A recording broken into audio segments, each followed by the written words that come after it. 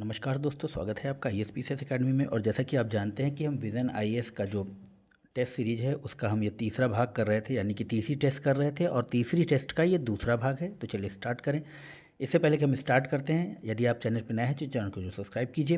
यहाँ पर 51 number question कर रहा है कि निम्नलिखित में से किस ज्वालामुखी को भूमध्य सागर का प्रकाश स्तंभ कहा जाता है। तो उसका आंसर हो जाएगा यहाँ पर भी माउंट स्ट्रोम्बोली को भूमध्य सागर का प्रकाश स्तंभ कहा जाता है। नेक्स्ट क्वेश्चन देखेंगे। 52 नंबर क्वेश्चन कह रहा है कि मृदा पर जलवायु के प्रभावों के संदर्भ में निम्नलिखित कथनों पर विचार कीजिए। तो पहला कथन है कि टुंड्रा क्षेत्रों की मृदा में उष्णकटिबंधीय क्षेत्रों की मृदा की तुलना में अधिक गहरी परिच्छेदिका होती है। उष्णकटिबंधीय क्षेत्रों की तुलना में टुंड्रा क्षेत्रों की मृदा में जीवाणु क्रिया अपेक्षाकृत धीमी होती है। तो देखिए इसका जो आंसर हो जाएगा, पहला गलत है, सही पूछा है और दूसरा सही है, ऑप्शन बी। नेक्स्ट देखेंगे। 53 कह रहा है कि निम्नलिखित में से कौन से कारक किसी स्थान के तापमान को प्रभावित करते हैं। तो देखिए अक्षांश करता है, उत्तुंगता करता है, महाद्वीपीय अवस्था, महासागरीय लहरें और ढाल, यानी कि ऑप्शन डी। यह सभी किसी भी क्षेत्र के या किसी भी स्थान के तापमान को प्रभावित कर सकते हैं। नेक्स्ट देखेंगे। 54 नंबर में लिखा है कि भूकंप के लिए निम्नलिखित में से कौन से संभावित कारक उत्तरदायी हैं। तो देखिए 54 में हम लोग देख लेंगे। तो लिखा है कि खनन गतिविधि, और उसके बाद है ज्वालामुखी विवर्तनिक गतिविधि और बांध जनित भूकंप। तो देखिए यहाँ पर ऑप्शन बी, यह सभी कथन सत्य हैं या भूकंप के लिए ये सभी कारक उत्तरदायी हो सकते हैं। नेक्स्ट देखेंगे। 55 में लिखा है कि शेयर बाजार में सर्किट ब्रेकर के संदर्भ में निम्नलिखित कथन पर विचार कीजिए। तो देखिए सर्किट ब्रेकर के बारे में देख लेंगे हम लोग। तो लिखा है कि यह आपातकालीन स्थिति में उपयोग किए जाने वाला विनियामक उपाय है जो किसी एक्सचेंज में ट्रेडिंग पर स्थायी रूप से रोक लगाता है। फिर दूसरा है कि यह निर्धारित करता है कि एक ट्रेडिंग सत्र में किसी स्टॉक का मूल्य कितना गिर सकता है। तो यहाँ पर हो जाएगा ऑप्शन सी, दोनों ही कथन सही हैं। 55 में लिखा है 56 में कि माइक्रो LED के संदर्भ में निम्नलिखित कथनों पर विचार कीजिए। तो पहला कथन है कि इनमें OLED की तुलना में अधिक चमकीले और बेहतर रंग उत्पन्न होते हैं। फिर लिखा है कि माइक्रो LED तकनीक नीलम के उपयोग पर आधारित है जो अनिश्चित काल तक स्वयं चमकने की क्षमता के लिए जाना जाता है। तो यहाँ पर हो जाएगा ऑप्शन सी, दोनों ही कथन सत्य हैं। 57 देखेंगे। लिखा है कि एल नीनो के संदर्भ में निम्नलिखित कथनों पर विचार कीजिए। लिखा है, पहला कथन है कि इससे पेरू के तट पर जल के तापमान में वृद्धि होती है। पहला कथन एकदम सही है। फिर लिखा है कि इसके परिणाम स्वरूप पूर्वी प्रशांत महासागर में प्लावकों की संख्या में वृद्धि होती है। फिर तीसरा है कि इसके कारण भारत में दक्षिण पश्चिम मानसून के आगमन में देरी हो सकती है। सही उत्तर को चुनिए। तो देखिए दूसरा यहाँ पर गलत हो जाएगा और हो जाएगा ऑप्शन आपका सी, क्योंकि प्लावक की मात्रा में कमी होती है, माफ़ कीजिएगा, संख्या में कमी होती है, ना कि वृद्धि होती है। नेक्स्ट देखेंगे। 58 में लिखा है कि निम्नलिखित युग्मों पर विचार की। यहाँ पर शिल्पकला है और राज्य है। लोपांगी मृदभांड सिक्किम, ढोकरा शिल्पकला छत्तीसगढ़ और पट्टचित्र चित्रकला उड़ीसा। लिखा है कि सही का सुमेल कीजिए। तो 58 में हो जाएगा, पहला गलत है, बाकी यह दोनों आपके सही हैं, तो ऑप्शन सी। नेक्स्ट देखेंगे। 59 में लिखा है कि विश्व के प्रमुख मरुस्थलों के निर्माण हेतु निम्नलिखित में से कौन से अनिवार्य कारक उत्तरदायी हैं। तो लिखा है कि तटवर्ती व्यापारिक पवनों की उपस्थिति, आंतरिक महाद्वीपीय अवस्थिति, पर्वत के पवन विभमुखी भाग पर वृष्टि छाया प्रदेश। नीचे दिए गए कूट का प्रयोग करके सही का चयन कीजिए। तो देखिए इसका सही उत्तर देख लेंगे हम लोग, और यहाँ पर है दूसरा और तीसरा, यानी कि ऑप्शन सी सही है। 60 नंबर क्वेश्चन देखेंगे। लिखा है हाल ही में सुर्खियों में रहा बार्ड पद निम्नलिखित में से किससे संबंधित है। तो वह है आपके ऑप्शन ए, गूगल के अपने संवादात्मक AI चैटबॉट से संबंधित है, ऑप्शन ए। 61 देखेंगे दोस्तों। लिखा है कि अपवाह प्रतिरूप के संदर्भ में निम्नलिखित कथनों पर विचार कीजिए। पहला है कि वृक्षाकार अपवाह प्रतिरूप की सहायक नदियाँ मुख्य धारा से लगभग समकोण पर मिलती हैं। फिर लिखा है कि आर्य प्रतिरूप उन क्षेत्रों में पाया जाता है जहाँ धाराएं एक केंद्र से निकलकर बाहर की ओर प्रवाहित होती हैं। तो देखिए पहला गलत है और दूसरा आपका सही है। नेक्स्ट देखेंगे 62 में लिखा है कि जैव विविधता विरासत स्थल के संदर्भ में निम्नलिखित कथनों पर विचार कीजिए। तो पहला कथन है कि पर्यावरण संरक्षण अधिनियम 1986 के तहत राज्य सरकारों को बीएचएस को अधिसूचित करने का अधिकार है। फिर दूसरा है कि यात्सो लद्दाख का पहला जैव विविधता विरासत स्थल है। तो 62 का हो जाएगा बी, दूसरा कथन सही है, पहला आपका गलत है। नेक्स्ट देखेंगे 63 कह रहा है कि निम्नलिखित में से कौन से दिसंबर जनवरी माह के दौरान उत्तरी भारत के में अत्यधिक ठंड की व्याख्या करते हैं?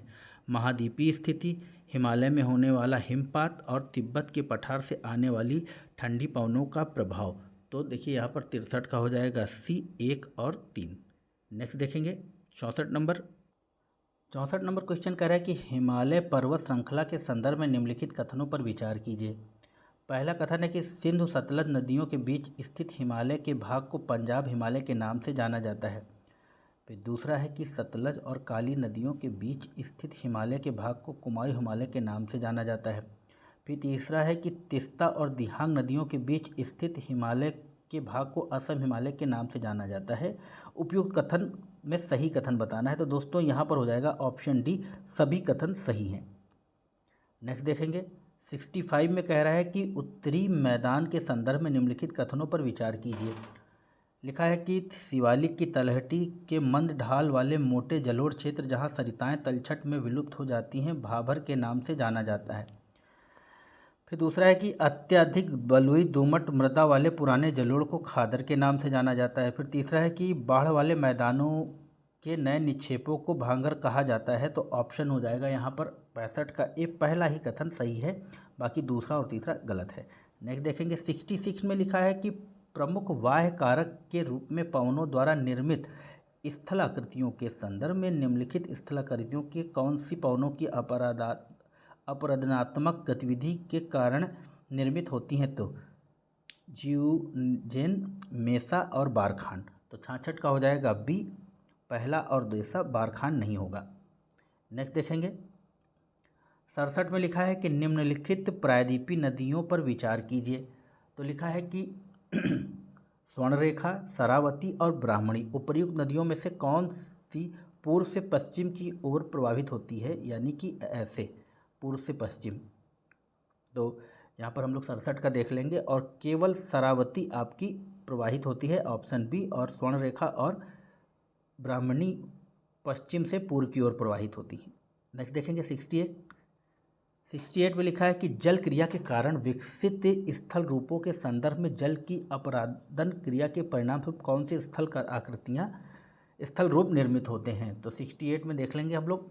तो यहाँ पर है कि घाटियाँ, अवनमित कुंड, नदी रोधिकाएँ और जलोढ़। तो ऑप्शन हो जाएगा ए, पहला और दूसरा अपराधात्मक क्रिया की इरोजन के द्वारा विकसित होते हैं, बाकी ये निक्षेपण के द्वारा विकसित होते हैं, थर्ड और फोर्थ। नेक्स्ट देखेंगे 69 को देखेंगे, वर्चुअल रियलिटी के संदर्भ में निम्नलिखित कथनों पर विचार कीजिए। तो 69 में पूछ रहा है कि वर्चुअल रियलिटी, तो यह एक त्रिआयामी डिजिटल परिवेश है जो पूर्ण रूप से कंप्यूटर के माध्यम से जनित होता है। ठीक है, पहला कथन सही है। फिर लिखा है कि ऑगमेंटेड रियलिटी की भांति वर्चुअल रियलिटी छवियों को देखने के लिए किसी उपकरण या गियर की आवश्यकता नहीं होती है। तो दूसरा आपका गलत हो जाएगा, पहला आपका सही हो जाएगा। नेक्स्ट देखेंगे 70 नंबर क्वेश्चन। 70 में कह रहा है कि निम्नलिखित में से कौन सी ब्रह्मपुत्र की सहायक नदियां हैं? तो यहाँ पर सुबनसिरी, लोहित, बराक और दिबांग। तो देखिए यहाँ पर जो आपका बराक है वह नहीं है, बाकी यह सब है, तो ऑप्शन हो जाएगा सी।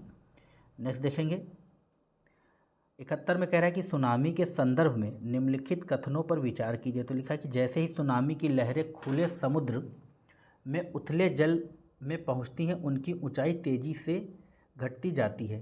फिर दूसरा कह रहा है कि खुले समुद्र में उथले जल में पहुंचने पर सुनामी की गति बढ़ जाती है। तो ये दोनों ही कथन गलत हैं, ऑप्शन हो जाएगा डी। 72 देखेंगे, अप्रादेशिक मृदाएं यानी एजोनल सॉइल्स के संदर्भ में निम्नलिखित कथनों पर विचार कीजिए। मृदा और विशेषताएं। रेगोसॉल अवसादों की नियमित आपूर्ति, फिर लिथोसॉल तीव्र ढालों पर अपर्दित मृदा और जलोढ़, शंकु और ढीले बालू के टिब्बे। उपयुक्त में से कौन से युग्म सही सुमेलित हैं? तो 72 का हो जाएगा उपयुक्त में से कोई भी सही सुमेलित नहीं है। नेक्स्ट देखेंगे।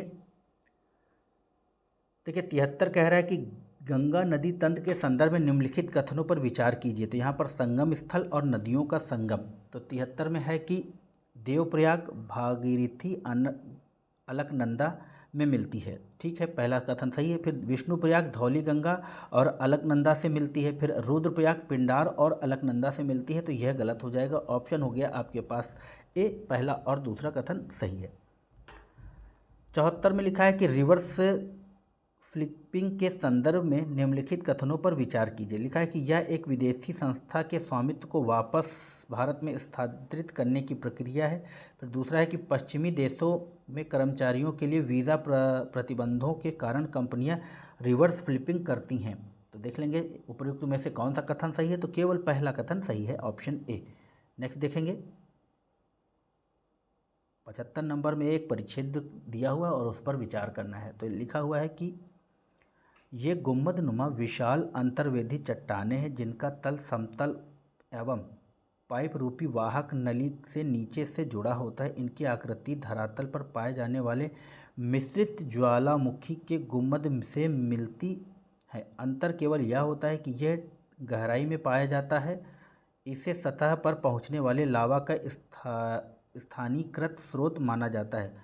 उपर्युक्त परिच्छेद में निम्नलिखित में से किस ज्वालामुखी अंतर्वेदी स्थल रूप का वर्णन किया गया है? तो यहाँ पर किया गया है लैकोलिथ का, ऑप्शन बी। नेक्स्ट देखेंगे। 76 नंबर कह रहा है कि निम्नलिखित में से कौन सी रेगर या काली मृदाओं की विशेषता है? तो यहाँ पर है कि इनका निर्माण ज्वालामुखी के लावा से हुआ है। फिर दूसरा है कि इनमें लौह तत्व की मात्रा कम पाई जाती है। ये सतह जुताई प्रकृति की होती हैं। तो देख लेंगे 76 का। तो यहाँ पर हो जाएगा पहला और तीसरा कथन सही है, दूसरा गलत है। इसमें लोहा की मात्रा कम नहीं बल्कि ज़्यादा होती है। नेक्स्ट देखेंगे। 77 में लिखा है कि भारत की लैटराइट मृदा के संदर्भ में निम्नलिखित कथन में से कौन से सही हैं? तो पहला है कि ये सामान्यतः भारी और काले रंग की होती हैं। फिर इनमें कार्बनिक पदार्थ और ह्यूमस की मात्रा अधिक होती है। ये उच्च तापमान और भारी वर्षा वाले क्षेत्रों में अच्छी तरह से विकसित होती हैं। फिर दूसरा है इनका उपयोग व्यापक रूप से मकान निर्माण के लिए किए जाने वाली ईंटें बनाने में किया जाता है। तो 77 का हो जाएगा डी। यहाँ पर तीसरा और चौथा कथन सही है। नेक्स्ट देखेंगे। 78 में लिखा है कि ज्वालामुखी गतिविधियों के से संबंध भू आकृतियों के संदर्भ में निम्नलिखित कथनों पर विचार कीजिए। पहला है कि सिल पृथ्वी के भीतर जमे हुए लावा की क्षैतिज परतें हैं। फिर दूसरा कह रहा है कि डाइक ऊर्ध्वाधर अंतर्वेदी भू आकृतियाँ होती हैं जो दीवार जैसी संरचना के रूप में विकसित होती हैं। फिर 3 कह रहा है कि बैथोलिथ आग्नेय चट्टानों का विशाल पिंड है जो पृथ्वी के भीतर गर्म मैग्मा के जमाव के कारण निर्मित होता है। तो देखिए यहाँ पर हो जाएगा तीनों ही कथन सत्य हैं, ऑप्शन आपका हो जाएगा डी। नेक्स्ट देखेंगे। 79 क्वेश्चन देख लेंगे और इसमें कह रहा है कि उष्ण आर्द्र विषुवतीय जलवायु के संदर्भ में निम्नलिखित कथनों पर विचार कीजिए। तो यहाँ पर पहला कथन है कि तापमान का दैनिक परास बहुत कम होता है किंतु तापमान का वार्षिक परास अधिक होता है। विषुवों के दौरान 2 उच्चतम वर्षा बिंदु विषुवीय जलवायु की एक विशेषता है। तो यहाँ पर हो जाएगा ऑप्शन बी, केवल दूसरा कथन सत्य है। नेक्स्ट देखेंगे। 80 में लिखा है कि बैगा, परधौनी, सुगाड़ी और हरूल में क्या समानता है? तो देख लेंगे ये क्या चीज़ है। तो ये आदिवासी नृत्य हैं, ऑप्शन डी। चलिए आगे देखेंगे 81। और मित्रों निरंतर अभ्यास करते रहें क्योंकि निरंतर अभ्यास ही आपकी सफलता की कुंजी है। और इस समय वायरल फीवर है तो आप अपने को बचा के रखिए, बहुत फीवर चल रहा है इस समय, खासकर उत्तर प्रदेश के कुछ इलाकों में। 81 में कह रहा है कि ज्वालामुखी से निकलने वाले लावा के संदर्भ में निम्नलिखित कथनों पर विचार कीजिए। तो पहला कथन है कि क्षारीय लावा अत्यधिक तरल होता है, इसमें आयरन और मैग्नीशियम की निम्न मात्रा पाई जाती है। तो देखिए ये गलत है। यह क्षारीय लावा अत्यधिक तरल नहीं बल्कि यह गाढ़ा होता है। फिर लिखा है कि अम्लीय लावा उच्च गलनांक वाला एक अत्यधिक गाढ़ा पदार्थ है। तो यहाँ पर हो जाएगा ऑप्शन बी सही, यानी कि दूसरा कथन सही है। और अब देख लेंगे हम लोग 82 नंबर।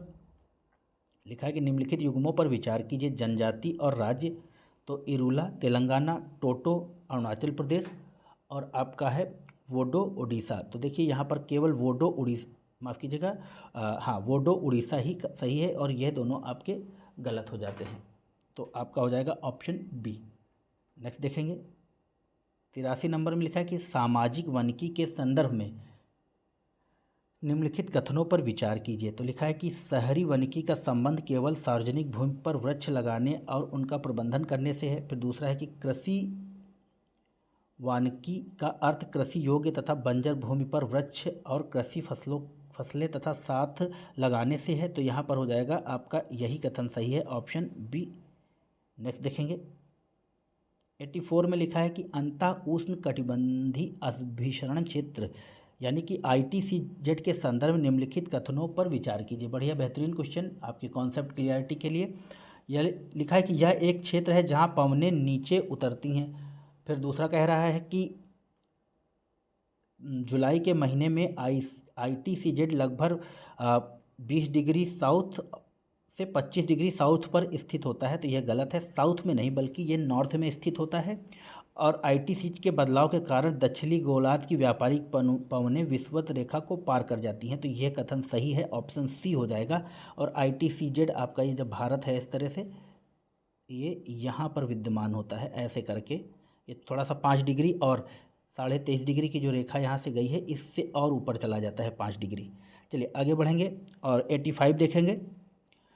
85 में लिखा है कि निम्नलिखित युग्मों पर विचार कीजिए। तो यहाँ पर द्वीप हैं और महासागर हैं। तो सर्डिनिया भूमध्य सागर, जानजीबार अटलांटिक महासागर, और वैंकूवर तुम प्रशांत महासागर। तो देखिए यहाँ पर 85 का हो जाएगा सी, पहला और तीसरा सही है। जंजीबार आपका देख लेंगे कहाँ पर है। तो जंजीबार आपका है हिंद महासागर में। नेक्स्ट देखेंगे 86 कह रहा है कि भू आकृति के निर्माण के संदर्भ में शर्क, अरेत और बर्द श्रृंग हैं। तो बर्ड श्रृंग क्या है तो देख लेंगे 86 का हो जाएगा। ये हिम आच्छादन के कारण निर्मित भू आकृतियाँ हैं। ये जहाँ पर हिम गिरते हैं या हिमपात जहाँ पर होता है वहाँ पर यह इस तरह की आकृतियों का निर्माण होता है। चलिए 87 कह रहा है कि आपका निम्नलिखित भारतीय शहरों को उत्तर से दक्षिण क्रम में व्यवस्थित कीजिए। तो देख लेंगे हम लोग। तो यहाँ पर है आपका चेन्नई, भोपाल, बेंगलुरु, भोपाल और जयपुर। तो ये हो गया आपका नॉर्थ और ये हो गया आपका साउथ। तो सबसे पहले आएगा आपके पास जयपुर, जयपुर के बाद आएगा आपके पास भोपाल, भोपाल के पास बाद आपका चेन्नई और चेन्नई के बाद आएगा बेंगलुरु। तो ऑप्शन हो जाएगा आपका डी। नेक्स्ट क्वेश्चन देखेंगे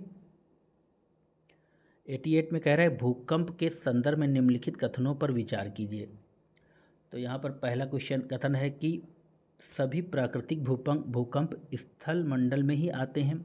भूकंप की पी प्राथमिक तरंगें सबसे अधिक विनाशकारी समझी जाती हैं। तो 88 का हो जाएगा ए। नेक्स्ट देखेंगे सिंधु नदी के संदर्भ में निम्नलिखित कथनों पर विचार कीजिए। लिखा है कि 89 में कि इसका उद्गम कैलाश पर्वत श्रेणी के एक हिमनद से होता है। फिर लिखा है सतलज सिंध की सबसे बड़ी सहायक नदी है। फिर तीसरा है कि सिंधु भारत में केवल जम्मू और कश्मीर संघ राज्य क्षेत्रों से होकर बहती है। तो 89 का हो जाएगा सी, केवल पहला ही कथन सही है। नेक्स्ट देखेंगे लिखा है भारत के शुष्क मृदा के संदर्भ में निम्नलिखित कथनों पर विचार कीजिए। तो 90 में कह रहा है कि ये सामान्यतः संरचना से बलुई और प्रकृति से लवणीय होती हैं। फिर दूसरा कह रहा है इसमें नमी की कमी होती तथा ह्यूमस और जैविक पदार्थ कम होते हैं। ऑप्शन सी दोनों ही कथन सही हैं। 91 में कह रहा है कि कार्तिक मास की ऊष्मा परिघटना के संदर्भ में अक्टूबर हीट के परिघटना के संदर्भ में निम्नलिखित कथनों पर विचार कीजिए। तो पहला कोई कथन है कि यह परिघटना मानसून के निवर्तन के दौरान होती है। ठीक है, पहला कथन सही है। इस परिघटना में आकाश स्वच्छ हो जाता है और तापमान बढ़ने लगता है, ये भी सही है। इस मौसम में आर्द्रता की कमी गर्मी और बढ़ा देती है, तो यह नहीं, थोड़ी थोड़ी आर्द्रता की कमी बढ़ती जाती है और गर्मी खत्म होती जाती है अक्टूबर के माह में, तो ऑप्शन हो जाएगा ए।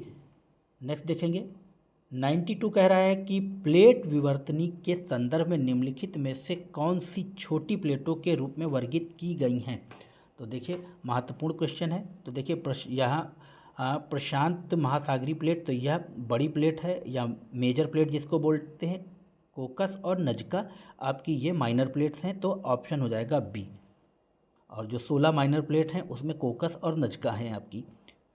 चलिए 93 में लिखा है कि पूर्वी तटीय मैदान चौड़ा उभरे तट का उदाहरण है। कथन है और कारण है कि यह पत्तन पोताश्रय कम संख्या में, यहाँ पत्तन और पोताश्रय कम संख्या में पाए जाते हैं। तो 93 का हो जाएगा ए तथा आर दोनों सत्य हैं। आर ए की सही व्याख्या कर रहा है। 94 देख लेंगे दोस्तों, और लिखा है कि ब्रिटिश तुल्य जलवायु और शीतोष्ण पूर्वी सीमांत प्रकार की जलवायु के संदर्भ में निम्नलिखित कथनों पर विचार कीजिए। तो यहाँ पहला कथन है कि यह पूरे वर्ष पछुआ पवनों के स्थायी प्रभाव में रहती हैं। फिर दूसरा है कि यहाँ पूरे वर्ष पर्याप्त वर्षा होती है, जिसमें ग्रीष्म ऋतु के दौरान भारी वर्षा की प्रवृत्ति पाई जाती है। फिर लिखा है कि इस जलवायु में 4 अलग अलग प्रकार के मौसम पाए जाते हैं। तो 94 का हो जाएगा सी, पहला और तीसरा सही, दूसरा आपका गलत है। चलिए 95 चलेंगे, और 95 में लिखा है कि हाल ही में सुर्खियों में रहे अनुवर्ती सार्वजनिक प्रस्ताव का पद निम्नलिखित कथनों में से कौन सा सर्वोत्तम उदाहरण है। तो 95 का हो जाएगा ए। एक कंपनी अपने निवेशकों को अतिरिक्त नए शेयर जारी करती है, तो अनुवर्ती सार्वजनिक प्रस्ताव।